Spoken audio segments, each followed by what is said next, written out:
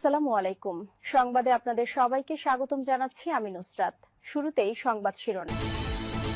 বাংলাদেশের সর্বশেষ গুরুত্বপূর্ণ আপডেট সংবাদে আপনাকে স্বাগত। শুরুতেই সংবাদ শিরোনাম, পরে বিস্তারিত।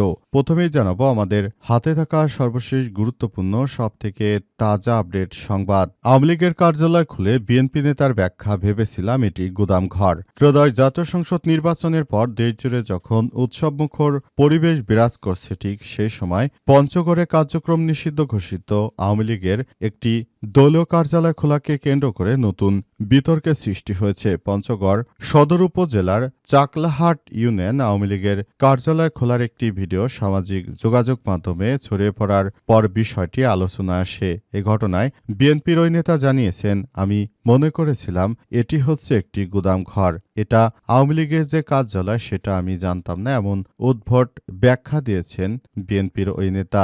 উল্লেখ্য, বিএনপির হাইকমান্ড থেকে তাকে যখন বলা হয়েছে যে তোমাকে আওয়ামী লীগের কার্যালয় খুলে দেওয়ার নির্দেশ দিয়েছে কে, এই ঘটনার পর তিনি সংবাদ সম্মেলন করে সব কথা জানিয়েছেন। তিনি বলেন, আমি মনে করেছিলাম যে এটি হয়তো দীর্ঘদিন ধরে বন্ধ একটি গুদামঘর। এটি যে আওয়ামী লীগের কার্যালয় সে বিষয়ে আমি আগে জানতাম না। তিনি বলেন, জানলে তাহলে আমি কখনোই আওয়ামী লীগের কার্যালয় খুলে দিতাম না। আওয়ামী লীগের নেতৃত্ববৃন্দরা কার্যালয় খোলার পর অবশ্য বিএনপিকে ধন্যবাদও জানিয়েছিল। তবে বিএনপির হাইকমান্ডের চাপে তিনি সংবাদ সম্মেলন করে সব কথা বলেছেন। এরপর জানাবো, তারেক রহমানের সামনে 10টি চ্যালেঞ্জ নিয়ে ক্ষমতায় বসছেন তিনি। ত্রয়োদশ জাতীয় সংসদ নির্বাচনে সহজেই জয় পেয়ে গেছে বিএনপি। তবে সহজে জয় পেলেও বিএনপি সামনে আগামীতে 10টি বড় ধরনের চ্যালেঞ্জ অপেক্ষা করছে। এসব চ্যালেঞ্জ মোকাবেলা করা কোনো সহজ কাজ হবে না। এ বিষয়ে খুবই গুরুত্বপূর্ণ সংবাদ জানাবো, সঙ্গেই থাকুন। এদিকে অলির পরাজয়ের পেছনে 4 কারণ।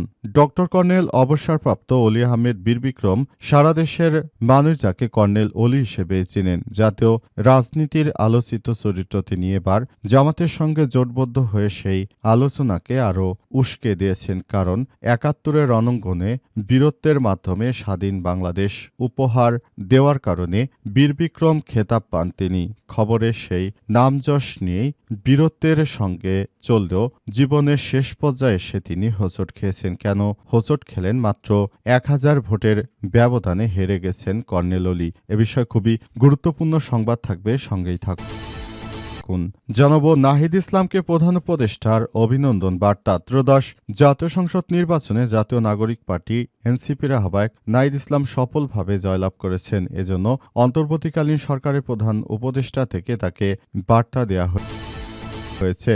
এবং সর্বশেষ জানাবো, কুমিল্লাকে বাসযোগ্য নগরী করা হবে বললেন মনিরুল ইসলাম ছাক্কু। নির্বাচনের ইশতেহার বাস্তবায়নের অংশ হিসেবে কুমিল্লাকে একটি বাসযোগ্য নগরী হিসেবে গড়ে তোলা হবে। নির্বাচনের পরদিন থেকেই উন্নয়ন পরিকল্পনার কাজ শুরু করেছে বলে জানিয়েছে বিএনপির নেতৃত্ববৃন্দরা। প্রিয় দর্শক, এতক্ষণ শুনছিলেন সংবাদ শিরোনাম, এবারে বিস্তারিত। তবে তার আগে বন্ধুরা, অনুরোধ থাকবে এই সংবাদটিতে একটি লাইক দিন।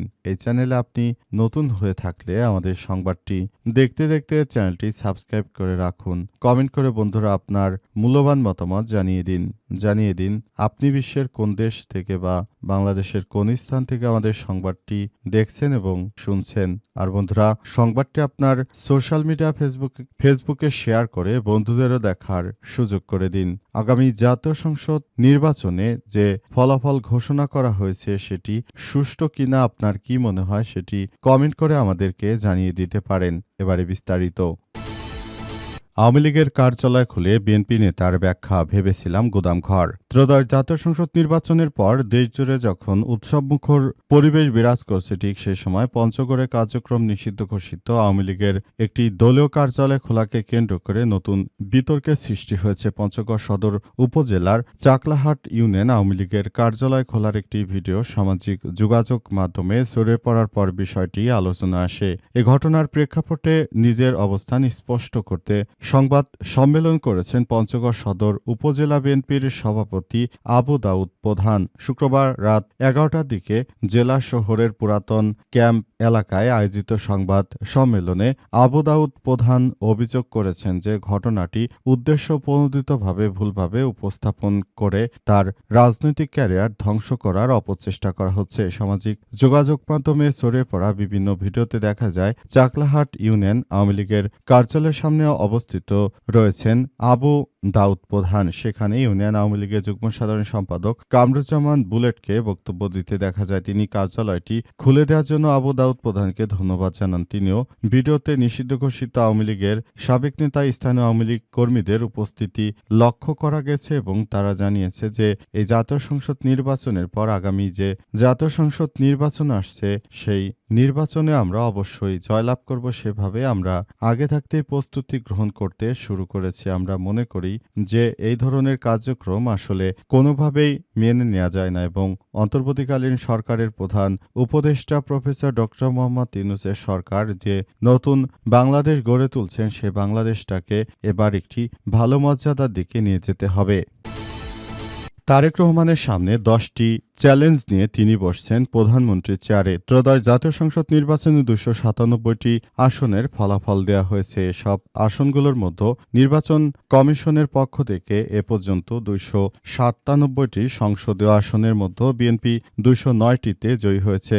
সরকারের পক্ষ থেকে জানানো হয়েছে 18ই ফেব্রুয়ারির মধ্যে নতুন মন্ত্রিসভা গঠন করা হবে। এমন পরিস্থিতিতে বিএনপি 2 দশক পর ফের সরকার গঠন করতে যাচ্ছে। বেগম খালেদা জিয়ার অনুপস্থিতিতে দলের নেতৃত্ব এখন তার ছেলে তারেক রহমানের কাঁধে। দলীয় প্রধান হিসেবে তিনি হতে যাচ্ছেন নতুন সরকারের প্রধানমন্ত্রী। তবে প্রধানমন্ত্রী হিসেবে তারেক রহমানের পথ চলা সহজ হবে না বলেই মনে করছে বিশ্লেষকরা। তাদের মতে গণতন্ত্র পুনরুদ্ধার, রাজনৈতিক স্থিতিশীলতা, পরিবেশ এছাড়াও এই ধরনের অন্তত 10টি চ্যালেঞ্জ নিয়ে তারেক রহমান এবার বিপদেই পড়েছেন। কারণ তিনি যতটা সহজে প্রধানমন্ত্রী হয়ে গেছেন কিন্তু সরকার চালাতে অতটা সহজভাবে পারবেন না। কারণ এসব চ্যালেঞ্জগুলো মোকাবেলা করে তারপর তার এগিয়ে যেতে হবে। এসব চ্যালেঞ্জগুলোর মধ্যে রয়েছে প্রথম যে চ্যালেঞ্জটিতে তারেক রহমান পড়তে চলেছেন সেটি হচ্ছে তিনি যে বিএনপির দলীয় প্রধান, তিনি গণভোটে যেহেতু হ্যাঁ ভোট জয়যুক্ত হয়েছে সুতরাং তিনি যে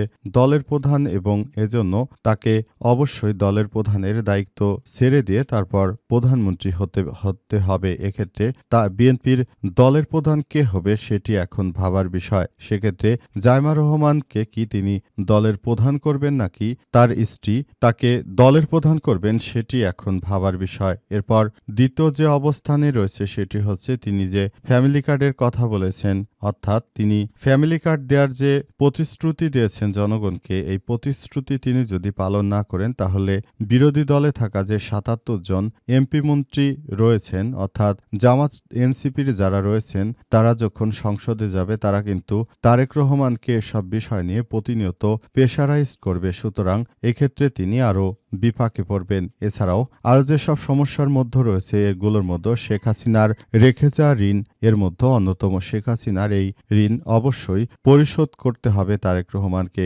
এছাড়াও সারা দেশে আইন শৃঙ্খলার উন্নতি, তার নেতাকর্মীদের চাঁদাবাজি বন্ধ করা ইত্যাদি অনেকগুলো সমস্যা আছে। সেগুলো আসলে তারেক রহমানকে এবার প্রধানমন্ত্রী হিসেবে তিনি নির্বাচিত হলেও বড় ধরনের চ্যালেঞ্জের মুখে পড়তে চলেছেন। বিষয়গুলোকে তিনি কিভাবে হ্যান্ডেল করবেন সেটি জনগণের কাছে আদতে গ্রহণযোগ্যতা পাবে কিনা সেসব বিষয়ে রাজনৈতিক বিশ্লেষকরা জানিয়েছে। অলির পরাজয়ের পেছনে 4 কারণ। ডক্টর কর্নেল অবসরপ্রাপ্ত অলি আহমেদ বীর বিক্রম সারা দেশের মানুষ যাকে কর্নেল অলি হিসেবেই চেনেন। জাতীয় রাজনীতির আলোচিত চরিত্র তিনি এবার জামাতের সঙ্গে জোটবদ্ধ হয়ে সেই আলোচনাকে আরও উস্কে দিয়েছেন। কারণ ৭১-এর রণাঙ্গনে বীরত্বের মাধ্যমে স্বাধীন বাংলাদেশ উপহার দেওয়ার কারণে বীর বিক্রম খেতাব পান তিনি। খেতাবে সেই নামযশ নিয়ে বীরত্বের সঙ্গে চললেও জীবন এর শেষ পর্যায়ে তিনি হোঁচট খেলেন। যে চান্দানাইশের মানুষ কর্নেল অলি ছাড়া কিছুই বুঝত না, এলাকার অভিভাবক হিসেবে জানতেন, তারা এবার ত্রয়োদশ জাতীয় সংসদ নির্বাচনে ভোটযুদ্ধে তাকে হারিয়ে দিয়েছে। নির্বাচনে চট্টগ্রাম 14 চান্দনাই সাতকানিয়া আংশিক আসনে অলি পুত্র ওমর ফারুক মাত্র 1026 ভোটে হেরে গেছে। এটি অত্যন্ত দুঃখজনক একটি ব্যাপার। কর্নেল অলি আহমেদ এবার নিজে নির্বাচন না করে তার ছেলে ওমর ফারুককে দাঁড় করিয়েছিলেন। ওমর ফারুক জামাত ইসলামী নেতৃত্বাধীন 11 দলীয় জোট সমর্থিত লিবারেল ডেমোক্রেট পার্টি এলডিপির প্রার্থী হিসেবে প্রতিদ্বন্দ্বিতা করেন এবং এলডিপির ছাতা মার্কায় নির্বাচন করেছিল, কিন্তু দুঃখের বিষয় যে মাত্র 1000 ভোটের ব্যবধানে লিবারেল ডেমোক্রেট পার্টি এলডিপির নেতা কর্নেল অলি আহমেদের ছেলে হেরে গেছে বিএনপির কাছে।